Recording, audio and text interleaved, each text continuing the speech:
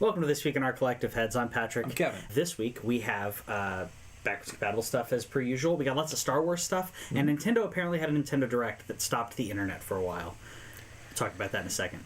Yeah. This week in our collective heads, wanna put an old rumor to bed.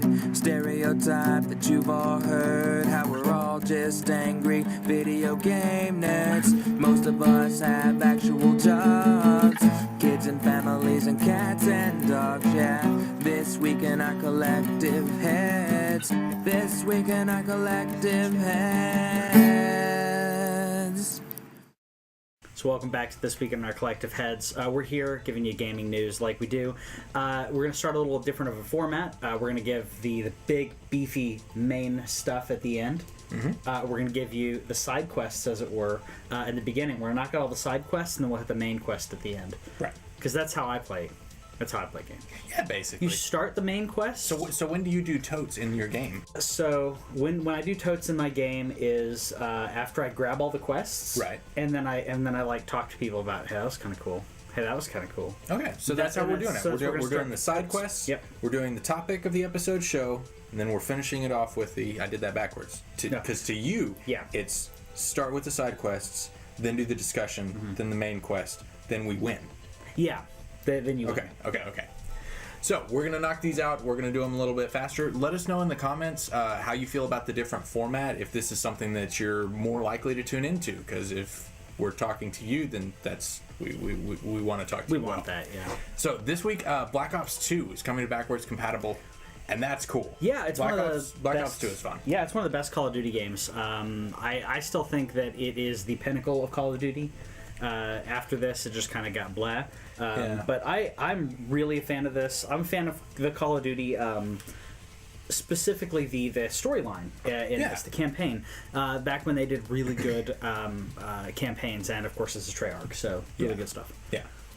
All right. So continuing with Microsoft, they're doing a virtual currency for Minecraft, which makes a lot of sense. Right now, this is something that's going to be rolling out on PC. Yep. And so this is so that you can buy like maps and you can buy mods, things like that the community makes. Yeah. Now Steam tried this with Skyrim. That's exactly what I was going to say. Steam tried this. And I don't know, because like I like the idea as someone who has. I'm not fabulously wealthy or anything, but honestly, as far as video games, I have more money than time. Yeah, I want to focus and make sure that my time is well used. So if I have something like this, like if I could pay for the best Super NES ROMs, I heard about an amazing ROM, or ROM hack, I guess, for Donkey Kong Country 2. Yeah, totally remixed levels. I want to play that. Yeah, I mean, to me, that is the creator creating.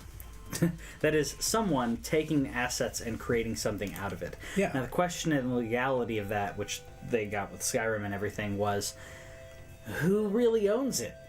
Because all the art assets are owned by them. So and I get that, but there was also a huge kickback because the modding and add-on community is very insular, and like they support themselves and each other, and they do it for the love of the art. Yes, they don't want money, which is why I was surprised about this. I was surprised about this because with the Skyrim one, that was a big backlash. That's why it stopped on Steam. Steam thought, oh, this is a great idea. We can kind of give some money back to these modders and curate it. And that's one thing that Steam is always trying to figure out is curation. Yeah. So we'll see if there's fallout on this, because you're probably more in touch with the actual Minecraft community than I am. So we'll let you know in the future, like how that turns out. Yeah, I don't think it's gonna go well. Yeah. Speaking of things that Microsoft is doing that Steam has done, they're offering refunds coming soon. This is something that's not active, but it's visible to the preview members, and which is really cool because if you get it on a game on Xbox One or a Windows 10, as long if you go through their system through the Windows Store through digital. Yes. Then you can ask for a refund within, I think it was 14 days. 14 days if you've played the content for less than 2 hours. Yeah, which makes sense because the whole less than 2 hours. If you put in 20 hours, if you put in 40 hours, I mean, we're talking 2 weeks, right? So if you played it all weekend and you're like, this game was trash, they can go, if it was really trash, you would have stopped. Right, like the people who were wanting No Man's Sky refunds after they played the game for 50 hours. Yeah, and it's like, you kind of got your money's worth on this one. You got your money's worth. Whether or not you're happy with it is a different story. Yeah. So the other thing about this is demos. Yeah. This is a different format. The structure is different, but this is them bringing digital demos back. I would love for them, in addition to this, like, to specifically say, all right, first 2 hours, download the game, play the first 2 hours, we will cut you at that point. I would love that. Yeah. Like, give me 2 hours of game time, because then I could jump in and try out some of these games, like Neo. I mean, yeah. I was an hour into Neo, and I'm like, I'm buying this immediately. And that was the weekend prior. It was so good. Yeah, so that's how you do. If you give me, we were right. Yes, and if you give me a demo like that, then that'll let me actually get into it. Yeah. And I think that the 2 hour mark works really well for multiplayer games that people are like, you know, can you get a taste of this? For campaigns or story stuff. Well, see, where I want this, I want this on my Vita, because there are a lot of games. It's really easy. Vita is still alive and well in Japan, and so there's a lot of JRPGs that I am not willing to pay $40 to $60 for an RPG from a developer that I don't know. Sure. I mean, Final Fantasy, I didn't even really like, if you watch that. But, like, I don't know if I want to jump into... but Shiren the Wanderer, I'm actually going to buy that this week. It's normally $40. It's like 15-something this weekend. And Jared Petty says it's really, really good. Okay. I trust Jared. Yeah. I trust Jared, yeah. And if not, I can tell him on Twitter that I was disappointed in it, and I know he'll feel bad. So I've got that going for me. But on to a completely different topic. We were talking about Microsoft. Let's switch into a little bit of Nintendo. Now, we are going to leave the Nintendo Direct for the main quest. Right. So you'll see that. You'll have that at the end of the podcast, or if you're watching this video, then it'll be on a separate video later on in the day. So Nintendo... Nintendo came out with some numbers, and so did Eurogaf. Multiple people came out with like estimates of the Nintendo Switch sales, right? Because they haven't officially said this is how many Switches have been sold. NPD numbers. NPD. Okay. NPD. Okay. NPD was out there. Okay. So it's official now that Zelda for Nintendo Switch is not only the highest attach rate for any game ever. It's greater than 100%. It's greater than 100%. There are more copies of Zelda on the Switch that were sold than Switches to play the Zelda. So everybody who has a Switch is currently playing Zelda. There are extra copies out there. See, here's the weird thing. I know people who bought a Switch and didn't buy Zelda. Yeah, and that's the thing, because like any analysis of this, when you're like, well, I mean, somebody bought like the special edition to resell it because it was limited. And it's like, that's cool, but there are also these people, and so whatever theory you have has to be exponentially farther. I think it's multiple theories. I think it's people were buying multiple copies. Some because maybe they wanted to keep a sealed version. Well, because they were terrified of not getting it. Yeah, the master version I didn't get. I wanted to get it, but in hindsight, I mean, all that you get in addition to that was a master. It's a sword. Was the sword. So sword's cool. I'm still happy with what I got, because I got arguably the best Nintendo Switch case. But I think people bought it to either seal it up. People bought it to yes, there it is. It's so pretty. It's so pretty. People bought it to seal it up. Some people may have tried to scalp it, which happens. Oh, especially with Nintendo, and we'll get to more scalping in a second. And then I think some other people bought it because they went, okay, I might not be able to get my hands on a Switch. I'm going to go ahead and buy my Zelda game, and then once they're available, I'll buy the Switch. Because I've seen people on the net say that too, where they're like, oh yeah, I got my copy, I got my collector's edition, but I couldn't get a Switch. Yeah. Which is and like Switch is still it's still tricky to get right now. It's not as bad as it was in the Wii days, but it is still hard to get. But it is the second highest selling console of all time in its first month. Mm-hmm. Bravo! People are like, "Oh, Nintendo doesn't supply enough." Okay, so those are the same people that are that are also that were saying 5 years ago that console gaming is dead. Oh sure, of course. But you know what the fastest selling in its first month was? GameCube. No, but that was it was worth a shot. PlayStation 4. Yeah. Fastest selling in its first. Well, first month. they had all the time because like they had already started production in February. Yeah. So supply wasn't an issue there. Yeah. So yeah, speaking of supply being an issue though. Okay, so those of you who remember when Nintendo said, "Hey, we're bringing out a classic edition and it's going to be $60 and it's going to be 30 games. It's a good selection of 30 games and you're all going to have fun." And like we were excited about tiny. it, and it's tiny. It is. It's tiny. cute. But okay, so like we were excited. People who haven't played games since the full size Nintendo was out, everybody was excited. Nintendo has announced this week they don't want your money anymore. They're discontinuing this. This was never. They said it was always meant to be a limited edition product. Yeah. And we did additional shipments. We are now discontinuing the product. Okay, but here's the thing. You could never find it. Like, it was... Because, like, I follow a couple of deal sites on Twitter. Yeah. Kinja Deals is probably the best. But there are several other, Wario 64, stuff like that. Yeah. And when it was available for purchase on Best Buy or Amazon or wherever, then they would say, "Hey, it's out. Go get it now." And then the next tweet, I mean, there might be like one tweet in between, but like a minute or two later, it was out. It was gone. Hope you got it. So I've got we have friends at GameStop who have been, irritated about this, and I didn't get their actual like numbers of how many they got to their stores. I need to ask a couple people about that. But I did talk to some people who I know that work at Best Buy and Target. So my Target near me off of 75, right? So they got a grand total of 5 to begin with. Yeah. And then when they got their reshipment, they got 2. Yeah. And the 2, one guy went in and bought both of them. Yeah. And the prices on eBay and what have you are up to like $2,000, $2,500. That is ridiculous. Okay, that clearly indicates Nintendo. There is demand. You have the product. Yeah. And so, honestly, our recommendation in this situation: go buy a Raspberry Pi, watch some YouTube videos, grab it. Because if Nintendo is not going to supply this thing that they have, okay. So Raspberry Pi, piracy really at this point is your option to do that. They don't have Virtual Console on the Switch. They won't give us these things. They're not making any more. Yeah. What else are we supposed to do, Nintendo? Yeah, I think Virtual Console will come. I would bet money Virtual Console will be on the Switch by the end of the year.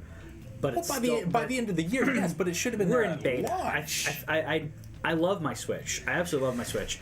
I love your Switch too. I feel like we're in beta. Afterbirth on it. I feel like we're in beta, but yeah, I think that Nintendo doesn't realize, and I'll go the Jim Sterling route on this. Go and pirate it. If Nintendo can sell you a pirated ROM, then you can go pirate that. So on to non-piratey news. Yes. We did get a kind of a surprise this week, which is that Bayonetta is on Steam. Yeah, which is really fascinating. Yeah. And for anyone who's wondering, Bayonetta 2 will not be coming to Steam because while this was initially a Nintendo exclusive, the second one was actually made by produced by Nintendo, which is the reason that this will not be coming anywhere else. Which is a shame because this looks like so much fun, and I haven't played it because I haven't owned the systems that I needed to do so. Oh, Bayonetta's a blast. And it looks like so much fun. It fun. Looks like Devil May Cry meets God of War. Yeah, it is. And with a badass chick. Yeah. Just slaughtering stuff with guns in her shoes. Yeah, I mean... That is cool. What else are you going to use those high heels for? I mean, that's what I would put in my high heels. But... Well, I'm watching a series on Netflix called Into the Badlands, and I saw somebody kill somebody with them. No gun. I mean, she's just like foot on the throat, got the information, twist. Yeah. It's a pretty good show. Yeah. Okay, and then we also, speaking of news that's going to go on the main quest, we're going to be talking about Star Wars, and we're going to be talking about Nintendo Direct. So those two are going to be the put-together main quest. Yeah. But we did find out that we're going to get a 90-minute demo for Prey 2. And that's going to come out April 27th, which is a week before the game comes out. For Prey. Yeah. Okay. Yeah. It's not Prey 2. Yeah, it's a reboot, if you will. But this is a brilliant idea, and also I've heard more about the mechanics of this. Yeah. And I am so much more excited. Like, the more I learn about what they can do with this game, what you can do in this game. Yeah. Okay, so it's like the whole blending in with like there's a coffee cup and stuff like that. Right. Okay. Yeah. So here's their version of a morality system, though. So when you're looking at all these alien things, and like in the video, it's showing him like he's checking his eyes, like, how alien am I right now? So on a scale from 1 to 10. Right.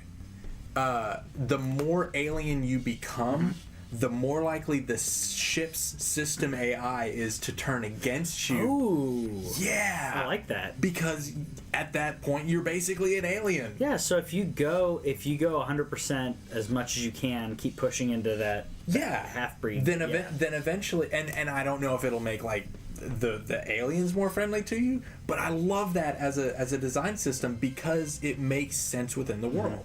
I love that. That could love be really that cool. stuff. But the fact that, again, we're getting to play the first hour of this game before it releases. It's April 27th, so mark your calendars. Because it's a reboot. This is a Bethesda thing, and so, like, I believe that it will probably mostly work. Yeah. Yeah, I think it will more than likely mostly But yeah, work. just even just conceptually, I'll definitely be trying the demo. I will probably be getting this. Yeah, it's to get a taste of this. I mean, it's great for them to do that. It's Bethesda, so if you want to wait a little bit to get it, I understand. I will say the Amazon deal's still really great if you feel in your heart of hearts that one day it's going to be patched up, which it will. Well, it will. Yeah. But yeah, so I'm looking forward to the demo, and then I'll see at that point how badly do I need this game. Yeah. Speaking of how badly do you need a game, so if you have an older iPhone or iPad, you may get knocked out with one of these messages with one of your apps or games. No. That's what I thought it was. No. Is it not? This is older games. Yeah. Doesn't matter what iPhone or iPad you have. Oh, okay. Sorry, I apologize. So if you are playing some older games, if you update to the new system, that's when they go away, because they're on 32-bit architecture as opposed to 64-bit. And they're moving everything up to which means that if you there's a great time to go chat to your developers and tweet to them, because if it's an older game that they can update, then they can, and they might, but a lot of these games like haven't been patched in forever. They're not supported. They've moved on to Castle Smashers 2 or whatever, and so it's not viable. I feel like, it's not viable. We're moving into the new. Actually, your initial comment, if you have an older iPhone or iPad, you're in better shape because they're not going to get updated. I misunderstood that part. Yeah, they're not going to get updated because they're not going to 64. So, so stick with your old phone. I guess you could keep it in or buy Android. Just buy Android. You could. Whitney's thinking about going to Android. Oh yeah. Yeah. Nice. I told her okay, and then I'm waiting if she gets one for her to be like, I don't know how to do this. I don't know how to do this. I don't know how to do No, this. just get a Pixel. You do every. I love. Okay, I got my Pixel. They're not paying us either because nobody's sponsoring us. I love my Pixel. Like I have enjoyed Android and I like learning new systems and everything, but my Pixel is my favorite. Sorry, I love Duncan said the case for piracy, especially especially for like some of our followers are big fans of pirates in general. Sure. And piracy in particular. You know, I mean, okay. The case for piracy is if you can't get it legitimately, pirate that crap. Yeah. Speaking of that, did you see that if you have a pirated version of Mass Effect, did you hear about this? If you have a pirated version of Mass Effect Andromeda, you can't get the patch to fix the eyes. Yeah. I mean that makes sense. Patches take a little while longer. It'll get there. It'll get there eventually. Yeah. But see, I would put something in the code to see if it's a pirated version, and give them bigger eyes. Dude, I would play the crap out of Mass Effect with anime eyes. Like, what game was that? It wasn't Witcher. There was a game that came out that it may have been Witcher. If you had a pirated version, that you had an eye patch, and all these people were complaining about it. Yeah, I think so. And there was another one. It was I think it was Arma, that if you had a pirated version, that if you go into if you try to zoom in, it stays zoomed in, and if you zoom in again, it zooms in again, and it keeps going. And there's no way to get back to the regular field of view. I like I don't remember what game it was, but there was some game that if you were pirated, then your weapons power degrades over time. Yeah. And eventually they send this massive unkillable scorpion after you that just chases you through everything, destroys the world, and kills you. That's cool. On to different news, because we're still on the side quests. We're last bit of news. Last bit. We're not good at going fast. No, we're not. The first bit of paid DLC for Neo is coming out. Yeah. So if you, I don't know, if you haven't beaten Neo already, like us, I don't know, don't hurry, because it's hard. I think I'm more likely to play this DLC because I haven't beaten it yet. Because when I beat Dark Souls, sure, and then I move on to something else, or I beat Bloodborne, I move on to something else, and then I try to go back or whatever, and it's yeah, but I played that. So this is Dragon of the North, which I'm looking forward to the new yokai though. Those guys look awesome. Yokai look amazing. I saw some people on Reddit and a few other places going, "Oh, they're copying the Dark Souls thing. That they're going into the frozen area." I'm like, "Shut up! Do you have any idea how long they've? Do you have any idea how long they've Mario been? 3. Come on. How long do you think that they've been developing this? Do you think they saw the DLC come out for Dark Souls and went, "Well, it's a great idea for when you want to feel isolated." Yeah. A snowy environment is one of the best ones to do that. That's a big part of the. And Neo was amazing. You got to the snow level. Yes, yes, I have, and that was a lot of fun. But the feeling of isolation is enhanced by that. That's one of the reasons that I think that the Tomb Raider reboot did that. Yeah. But yeah, so that's the news. So let us know how we did on time, and if you prefer this quicker format. Yeah. Because this is a little less conversational, but we'll get to that in the main quest. We will. So that's the news that you get for this week. Let us know if we missed any, and we will see you next week.